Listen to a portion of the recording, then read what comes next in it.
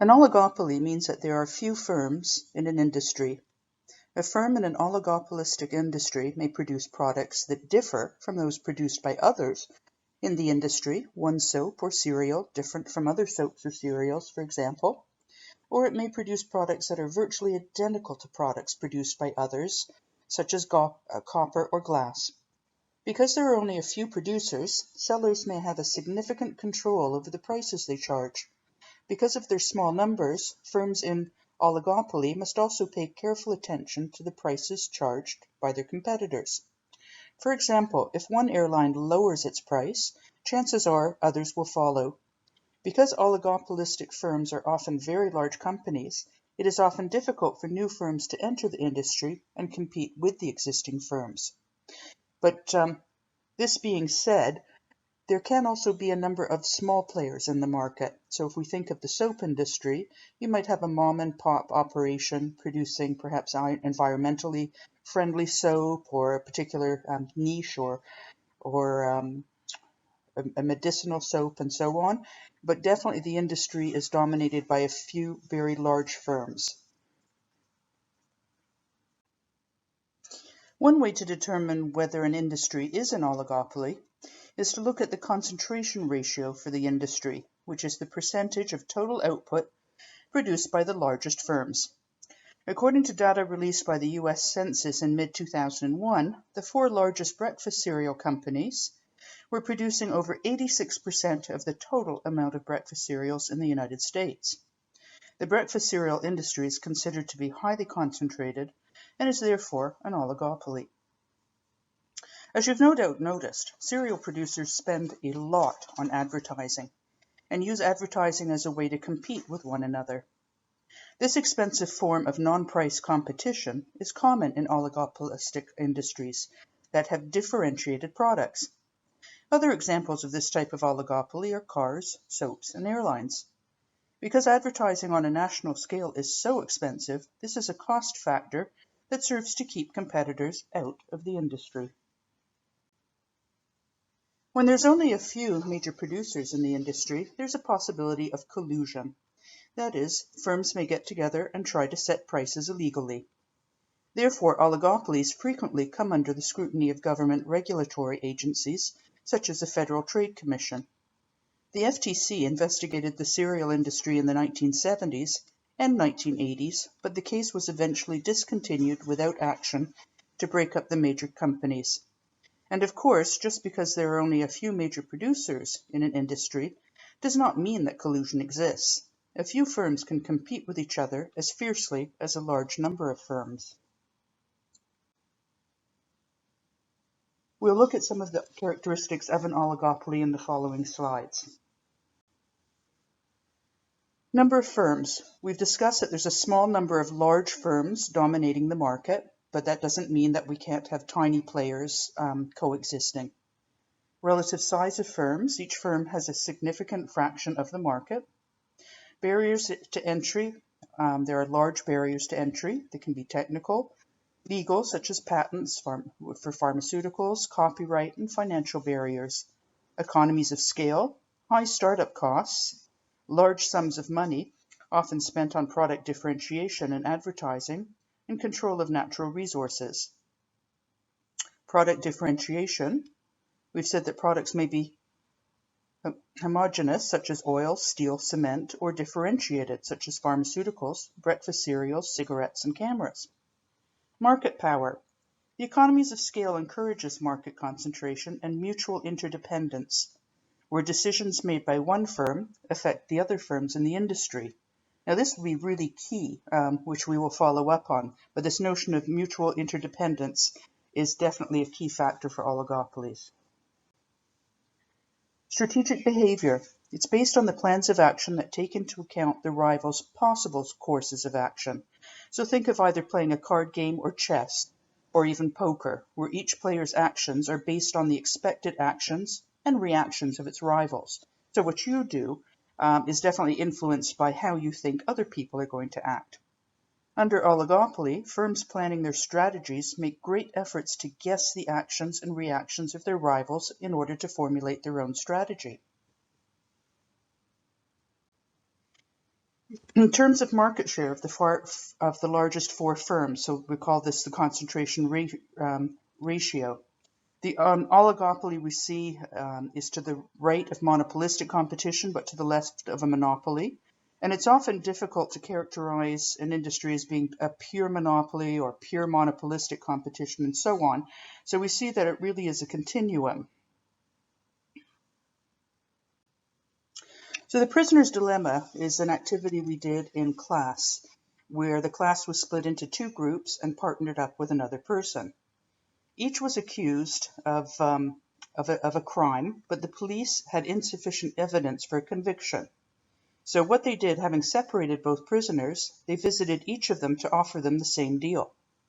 If one testifies for the prosecution against the other, and the other remains silent, the betrayer goes free, and the silent accomplice receives the full 10-year sentence.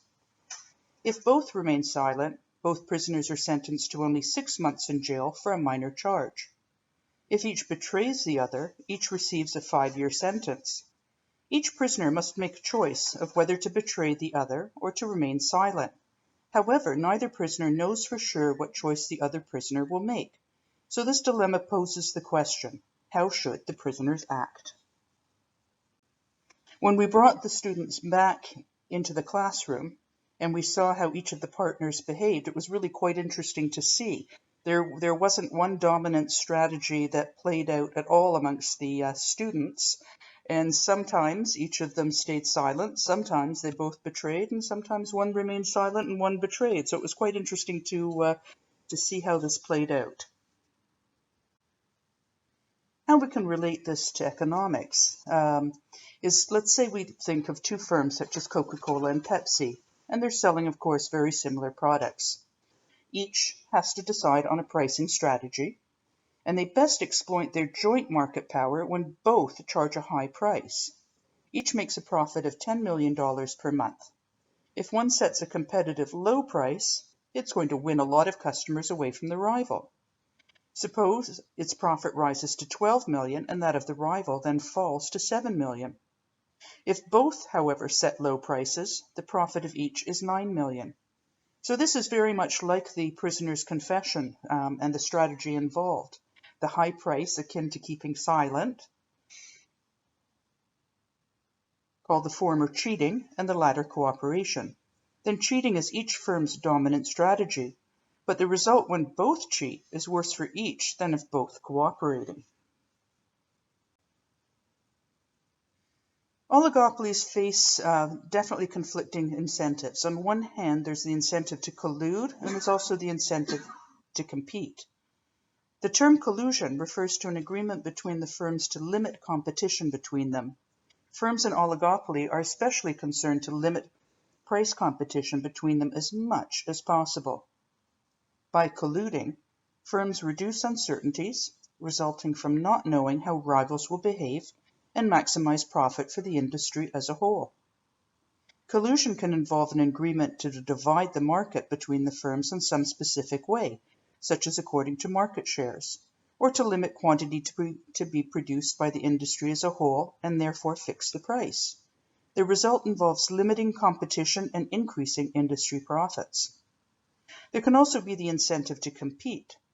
At the same time, each oligopolist also faces an incentive to compete with its rivals, in the hope that this way it will capture at least a portion of its rivals' market shares and profits, thereby increasing its profits at the expense of other firms. A formal collusion, cartels. A cartel is a formal agreement between firms in an industry to undertake concerted actions to limit competition. The agreement may involve limiting and fixing the quantity to be produced by each. Setting production quotas, fixing the price at which output can be sold, setting restrictions on non-price competition, such as advertising, dividing the market according to geographical or other factors, or agreeing to set up barriers to entry. Whatever the case, the objective is to increase the monopoly power of the firms within the industry. In effect, when the firms in an industry collude, so agree to limit competition between them, they collectively behave like a monopoly. So if we did have all the firms colluding, behaving as one firm, we see that the graph is the familiar graph with a monopoly showing abnormal profits, and everyone is behaving as if it's one giant firm. The best known example of a cartel is OPEC, the Organization of Petroleum Exporting Countries. It's composed of a group of 13 oil-producing countries. OPEC periodically tries to raise the world price of oil by cutting back on its total output. Each member country is assigned an output level or quota that it is permitted to produce. The restricted quantity of oil results in a higher price. And if you're curious why the higher price would increase total revenues, oil in the short run we know has a price elasticity of demand of being inelastic. As the quantity is reduced and the price is increased, the firms will lose proportionately fewer customers when they raise their price, and hence total revenue will increase. So this is why there's the incentive to collude and limit quantity. But there's obstacles to forming and maintaining cartels. There can be cost differences and different demand curves for each firm. And so the individual firms may want to be selling at different prices to cover their different costs and their different demand curves of their customers. You know, from trying to orchestrate or coordinate an evening out with friends, if there's lots of friends, it can be difficult to come across one decision. So the same thing here with the number of firms. The greater the number of firms, the more difficult to achieve consensus and compromise. There's always the possibility of cheating and the possibility of a price war. If we come into a recession, there's going to be the incentive to lower the price since you're dealing with a tough market. But again, if the agreed upon price is higher, that could pose problems. There could be potential entry into the industry by another firm. The industry might lack a dominant firm. So if we look at OPEC, Saudi Arabia is the one that takes on the dominant position. But if we're lacking a dominant firm, there might lack the leadership. And there could be legal barriers. Cartels are illegal in many countries. So looking at this latter issue, if cartels are illegal in many countries, why is it that OPEC can be allowed to exist? So cartels are illegal in Canada, in the States, in Europe, in many, many areas of the world. Well, those are laws that, of course, relate to those countries. If it's not illegal in Saudi Arabia and Kuwait and so on, well, who are we to prevent OPEC from forming a cartel and behaving accordingly? Oh, what's also interesting is we noted that there's the possibility of cheating. I read quite a long time ago in the Globe and Mail an article on OPEC, and it actually published what the agreed upon output was to be, and then it published how individual countries had cheated on that quota, producing more and hoping to increase their own total revenues. I thought that was quite interesting. Okay, we're now going to focus on the non-collusive oligopoly. And this notion is very important of what we're going to call the kinked demand curve. The kinked demand curve is a model that has been developed to explain price inflexibility of oligopolistic firms that do not collude. And it will be illustrated on the next slide. Now, what I'd like to really emphasize is that this price inflexibility is going to be a key factor of how oligopolies, non-collusive oligopolies, are going to behave. And there'll be two reasons for price to be inflexible that we will look at shortly. In this model, firms do not make formal or informal agreements with each other on how to fix or coordinate prices. Instead, their pricing behavior is strongly influenced by the expectations of how rival firms will react if they undertake a price change. So as I said, this kinked demand curve is absolutely critical. So oligopolies watch each other's pricing very carefully. We've discussed that already. But two particular things are essential to understand. If one firm raises its price, the other firms tend not to follow suit.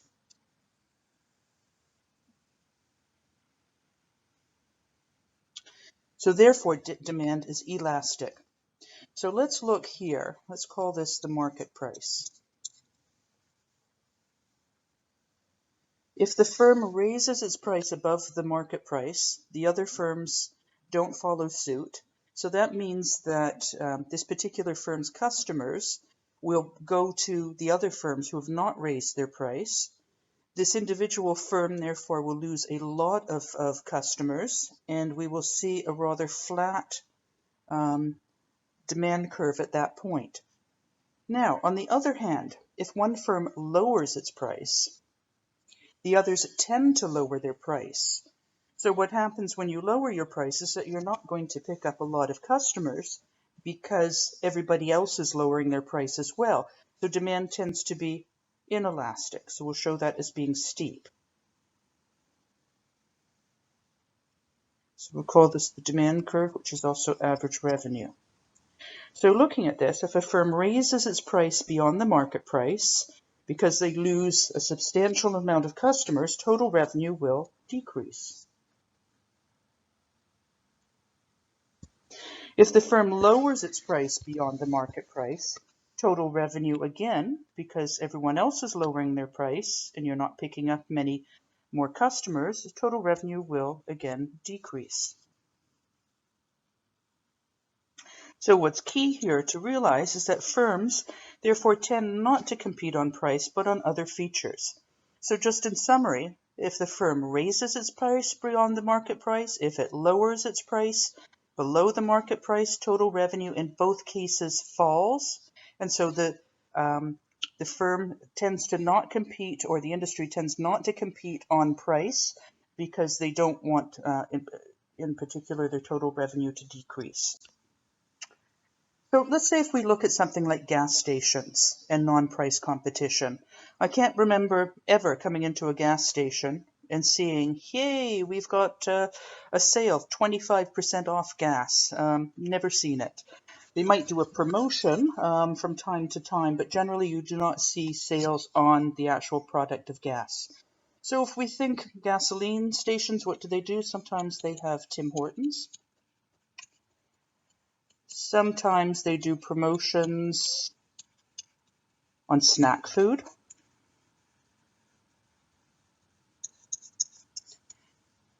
We see 2 chips for the price of 1, or 6 bottles of water on a discount. They might have car washes. They have loyalty reward programs.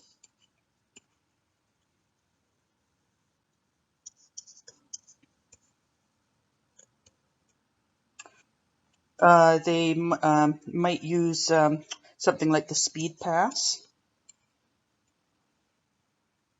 which is a fob for paying. They might have particular ingredients in the gasoline, and there's a host of other things that they do that is other than price competition. Okay, in order to draw the marginal revenue curve, there's going to be discontinuity of the curve at the kink. So let's first draw the demand curve, flat, and this is the market price. This is the demand curve or the average revenue curve. We know that that the marginal revenue curve will be to the left of the average revenue curve. But what ends up happening is when we go to draw the marginal revenue at this market price, there's going to be a discontinuity. So we're going to show it as a dotted line, and then it will continue through the x-axis. That's the marginal revenue. Now, you won't be responsible for this explanation of why there's a dotted line in discontinuity, but it has to do with the fact of at the market price, we have 2 different behaviors of what's going to happen to revenue, so marginal revenue, the revenue for 1 more unit. If we go to the left, demand has become elastic. If we go to the right, it's inelastic. So it's very, very different behavior. So if we think of something like calculus, if the marginal revenue curve is like that instantaneous rate of change, so it is the revenue for the revenue for one more unit, which is sort of the instantaneous revenue at that point, you wouldn't be able to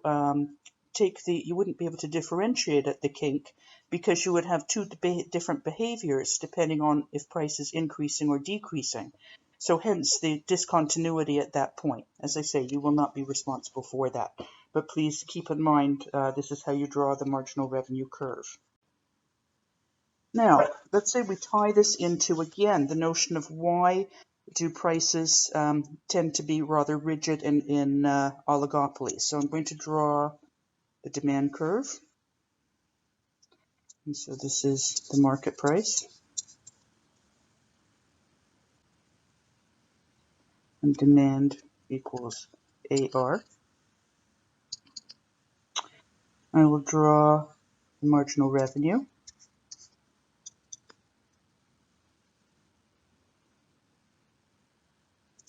And I'm going to look at a marginal cost curve. So we'll call this MC1. Excuse me, MC1. Now, if we are functioning with marginal costs, the first curve, we know that we're going to produce where MC equals MR. So in terms of a quantity, it's going to be this quantity Q. If I were to ask you what price is going to be charged, again, it would be the market price. The market price is in excess of the cost. And again, we know that we don't want to raise the market price or lower it because total revenue will decrease. But we also know, if we go back to the example of gas stations, and we have things like car washes and promotions on chips and maybe some renovations that they've done and so on, that their cost structure will be impacted. So what's interesting is, let's say they do endeavor or just decide to take on a promotion within the gas station. We might have a marginal cost curve too, which is higher. Now, if I were to ask, where will the firm produce to maximize profit? Again, where MC equals MR, and it's still going to be at Q, because here we have the MC and the MR intersecting, and the quantity will still be Q.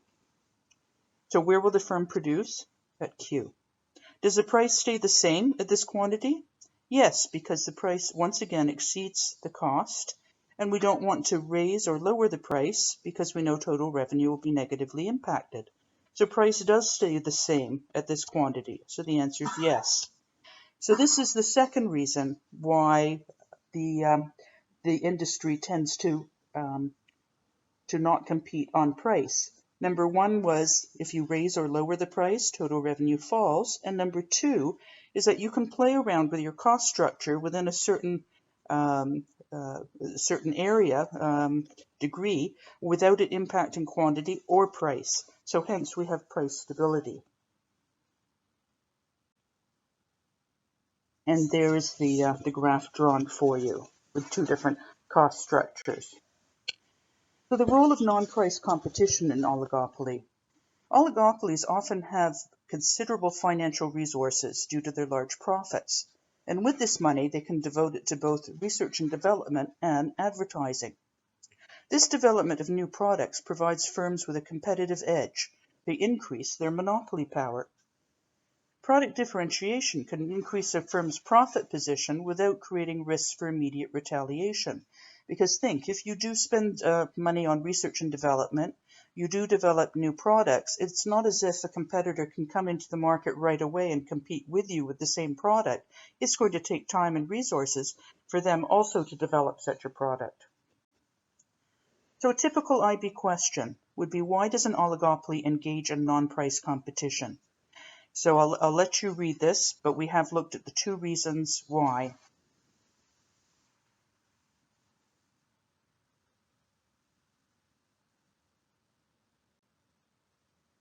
Criticisms of an oligopoly, very similar to those for monopolies. We don't have productive or allocative efficiencies. Higher prices are charged and lower quantities of output are produced than if it was a perfectly competitive market. There may be higher production costs due to this lack of competitive pressures.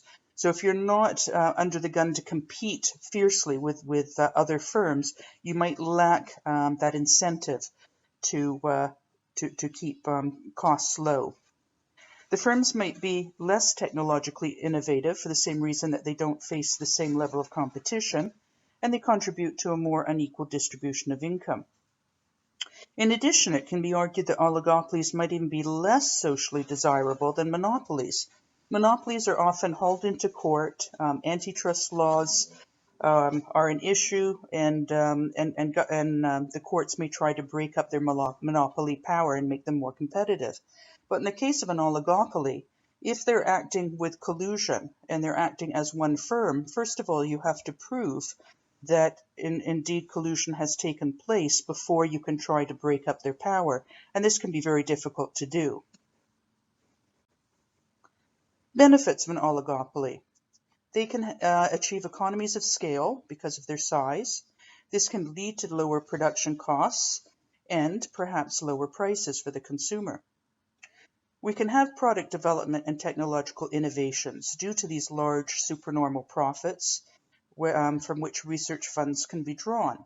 So we can have on one hand, maybe they're going to have less technological and product development because they have fewer competitors, or perhaps they're going to have more because they've got the supernormal profits to dedicate to this.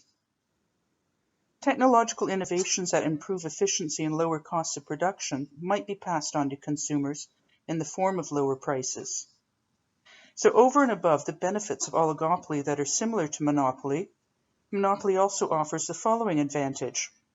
Product development leads to increased product variety, providing customers with greater choice. And there is an assignment that has been handed out in class, but in essence, it is these two questions.